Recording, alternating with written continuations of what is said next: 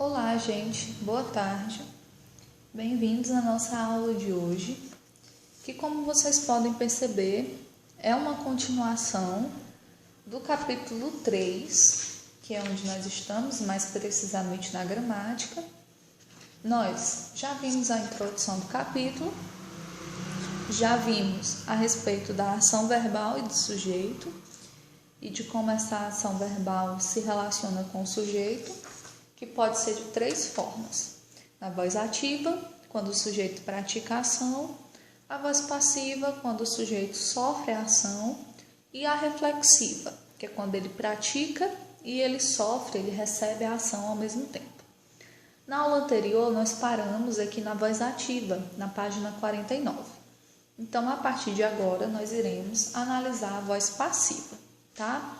Então, peguem a gramática de vocês, por favor. Abram na página 49 para a gente poder analisar todos os exemplos que nós temos aqui relacionados a essa voz, a voz passiva. Então, vamos lá. Já na voz passiva, ao contrário, o sujeito recebe a ação, ou seja, ele é o paciente. Então, nós acabamos de ver que na voz ativa, o sujeito pratica, é ele que faz a ação. Na passiva, ele vai sofrer, ou seja, ele vai receber aquela ação. Nesse caso, o termo que exerce a ação é chamado de agente da passiva. Então, se o sujeito não praticar a ação, alguém vai precisar praticar. E esse alguém que pratica a ação, nós vamos chamar de agente da passiva, ok? De acordo com a norma padrão, para a construção da voz passiva, é necessário que o verbo principal seja transitivo direto. Lembra lá da transitividade verbal? Os verbos transitivos diretos são aqueles que precisam de complemento para poder ter o seu sentido completo, e esse complemento vai ser feito sem o auxílio de preposição. Então, aqui, para a voz passiva, nós vamos utilizar aí um verbo transitivo direto. Observe esse detalhe nos exemplos a seguir. Então, vamos lá. Nós temos 3 orações. As 3 orações aqui estão na voz passiva. Então, vamos lá. Primeira oração. Alguns movimentos revolucionários foram influenciados pelos ideais iluministas. Então, eu tenho aqui o meu sujeito, que é alguns movimentos revolucionários. Eu tenho o predicado, foram influenciados pelos ideais iluministas. Esse sujeito está praticando a ação? Os movimentos revolucionários estão praticando alguma coisa? Ou eles estão sofrendo a ação, estão recebendo a ação? Segunda opção, não é isso? Eles estão sofrendo. Quem está aqui praticando alguma coisa? Aqueles que foram influenciados, os movimentos revolucionários foram influenciados por alguém. Então, essa resposta é o meu agente da passiva, pelos ideais iluministas. Então, vejam bem, na voz ativa, a gente encontra o sujeito. E aí o verbo já indica que aquele sujeito está praticando a ação. Na voz passiva, a gente também tem possibilidade de encontrar o sujeito. Mas não é o sujeito que está praticando a ação, ele está sofrendo a ação, certo? Na segunda oração, a famosa enciclopédia foi escrita por Denis Diderot e Jean de Alembert. Quem é o meu sujeito aqui? A famosa enciclopédia. Essa famosa enciclopédia que está escrevendo, ou foram Denis e Jean que escreveram? Denis e Jean.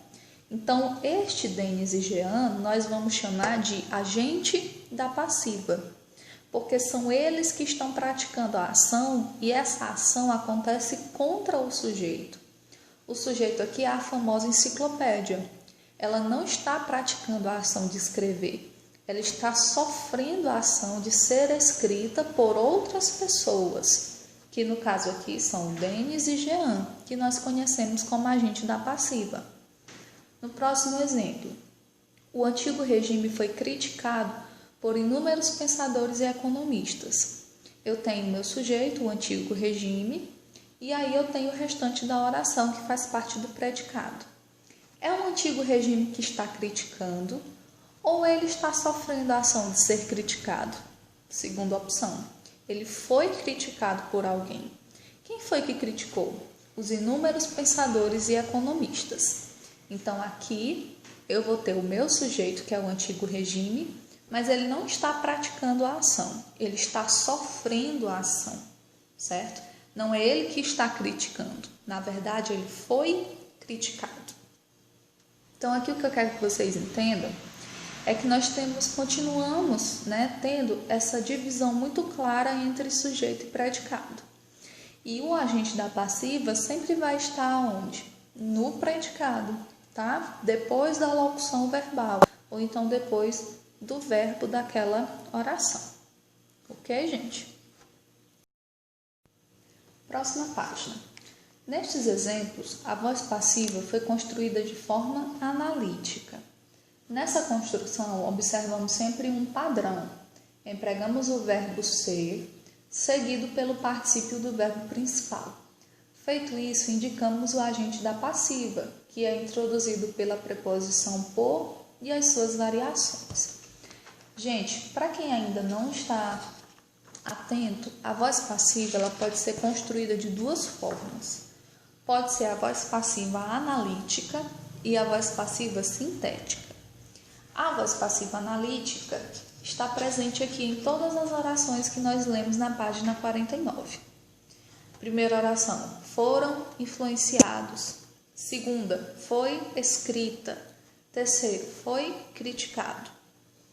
Como que forma a voz passiva analítica? Ela é formada por uma locução verbal, ou seja, eu tenho a junção de pelo menos dois verbos. E na voz passiva analítica nós vamos ter o verbo ser, que vocês já estudaram, é um verbo irregular, ou seja, para cada pessoa, para cada modo, para cada tempo, esse verbo vai ter uma forma diferente. Por exemplo, se nós formos conjugar o verbo ser no modo indicativo no presente, ele vai ficar eu sou, tu és e ele é. Nós somos, vós sois e eles são. Olha como fica diferente o verbo. Isso significa que ele é um verbo irregular. Então aqui na página 49, por exemplo, na primeira oração ele apareceu como foram, na segunda foi e na terceira também foi. Então fiquem atentos, porque o verbo ser é um verbo irregular. Então ele pode aparecer de várias formas diferentes. Então para a voz passiva analítica, eu sempre vou ter o verbo ser mais o particípio do verbo principal. Tio, o que é esse verbo principal? Quando vocês lerem a oração, vai haver um verbo mais importante. Por exemplo, na primeira oração da página anterior, alguns movimentos revolucionários foram influenciados pelos ideais iluministas. Qual é o verbo mais importante? Influenciar. Só que eu não posso colocar o verbo aqui no infinitivo, terminando em AR, ER ou IR. Então eu vou colocar ele na outra forma nominal, que é o particípio, que termina em DA, DO.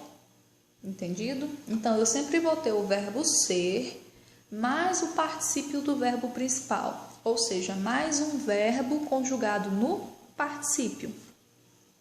Continuando. Importante. Geralmente, o particípio regular dos verbos abundantes é empregado na voz ativa, com os verbos auxiliares ter e haver. Aí eu tenho aqui dois exemplos. A monarquia não havia aceitado mudanças, ou então a burguesia tinha ganhado representatividade social. Aqui está só mostrando para vocês que existem os verbos abundantes que são utilizados no particípio, mas lá na voz ativa. Não entra aqui na voz passiva na nossa análise, certo? Tia, como é que eu vou saber a diferença? Você vai observar o sujeito. Se o sujeito estiver na voz ativa, você está analisando uma oração da voz ativa. Se o sujeito estiver na voz passiva, sofrendo a ação, você está analisando uma oração na voz passiva.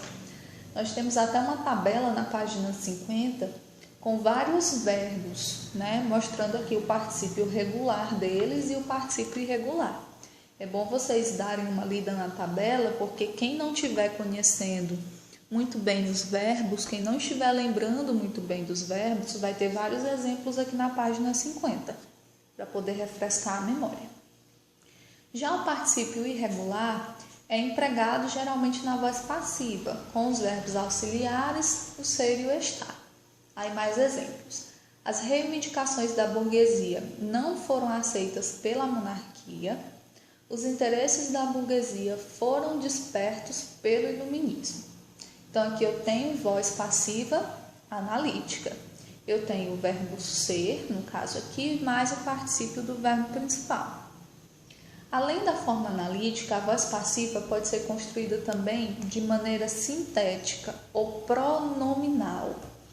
Gente, vocês já estudaram a partícula se e ela tem duas funções. Ela serve tanto como índice indeterminador do sujeito, como ela também serve como uma partícula apassivadora. E aqui o se vai atuar nessa função. Nesse caso, empregamos o verbo principal acompanhado pelo pronome oblíquo se, que vai funcionar como partícula apassivadora. Exemplo, ouviram-se novas ideias. Aí eu tenho a voz passiva porque eu tenho aqui o sujeito e esse sujeito não está praticando a ação. O sujeito aqui, ó, são novas ideias. São as novas ideias que estão ouvindo ou elas foram ouvidas? Elas foram ouvidas. Eu recebi uma pergunta interessante questionando como que a gente vai saber a diferença da voz passiva analítica para a voz passiva sintética.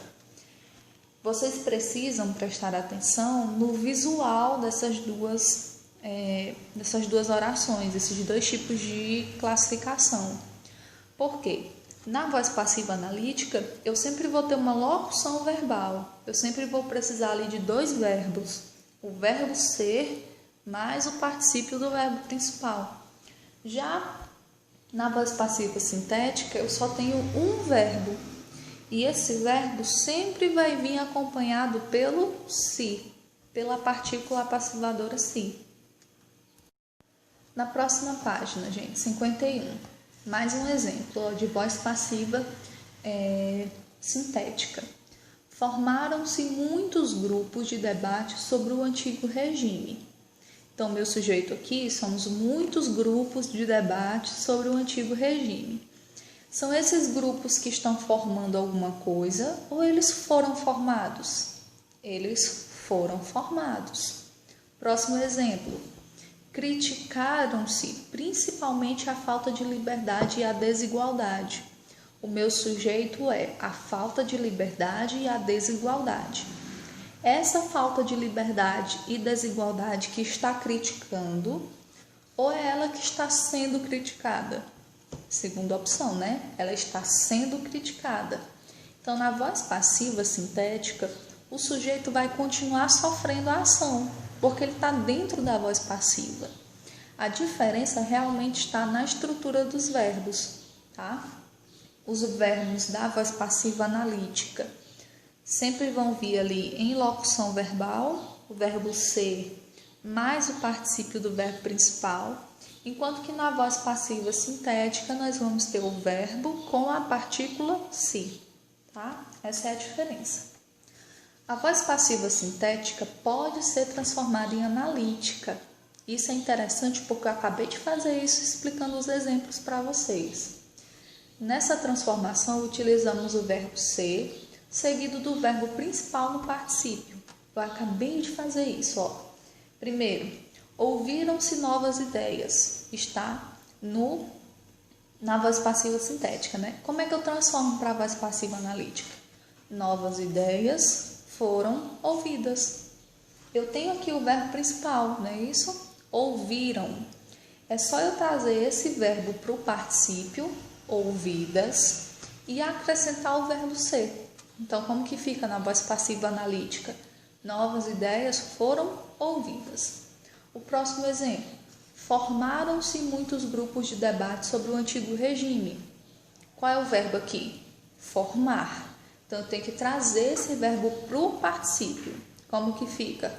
Formados. Antes desse verbo, eu tenho que acrescentar o verbo ser. Então, foram. E aí, como é que fica a oração completa? Muitos grupos de debate sobre o antigo regime foram formados. Último exemplo. Criticaram-se principalmente a falta de liberdade e a desigualdade.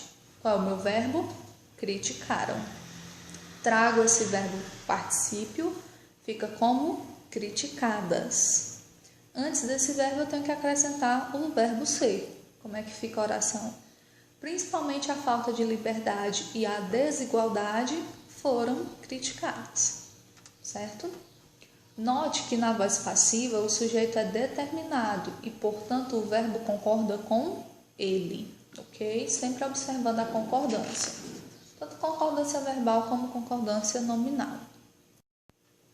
Na página 52, nós temos uma observação falando sobre o se.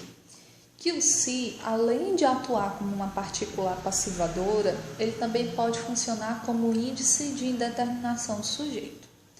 Quando o se estiver lá como particular passivadora, ele vai estar ligado a um verbo transitivo direto. Quando ele for o índice de indeterminação do sujeito, ele vai estar ligado a um verbo transitivo indireto ou um verbo intransitivo. Essa parte, se vocês puderem, não fiquem muito presos a ela, porque é possível que vocês confundam o conteúdo original aqui da aula. O que a gente precisa aprender aqui na aula? A gente precisa aprender voz passiva e as suas ramificações, que é a voz passiva analítica e a voz passiva sintética. Se vocês pegarem o índice de indeterminação do sujeito e forem estudar junto com a voz passiva, é provável que vocês comecem a se confundir, tá bom? Então, eu aconselho vocês a não ficarem muito presos aqui na página 52, nesse tópico que está antes da voz reflexiva, para que vocês não se confundam, tá bom? Então, aqui nós temos os exemplos. Precisava-se de novas ideias. Por que esse se aqui é índice de indeterminação do sujeito? Porque o verbo precisava é um verbo transitivo indireto. Ok? Essa é a principal diferença. Quando o se for pronome apassivador, ele vai estar ligado a um verbo transitivo direto. O próximo exemplo. Vivia-se com muita dificuldade durante o antigo regime. Eu tenho o verbo vivia e esse verbo, novamente, é diferente do verbo transitivo. Ele aqui é um verbo intransitivo. Certo, gente? Então, não tentem misturar índice de indeterminação do sujeito com pronome apassivador, porque o se tem essas duas funções. Só que ele exerce essas duas funções de forma separada. Ou ele é uma coisa, ou ele é outra. E para o nosso estudo da voz passiva, nós só precisamos atender ao se como uma particular passivadora, tá bom? Para a gente não confundir as ideias. Então, a nossa aula de hoje vai parar aqui, tá? Na voz passiva. Na próxima aula, a gente vai para a voz reflexiva, que é a última voz verbal, e nós também vamos resolver as atividades desse capítulo. Tá bom, gente? Então, bons estudos e até a nossa próxima aula.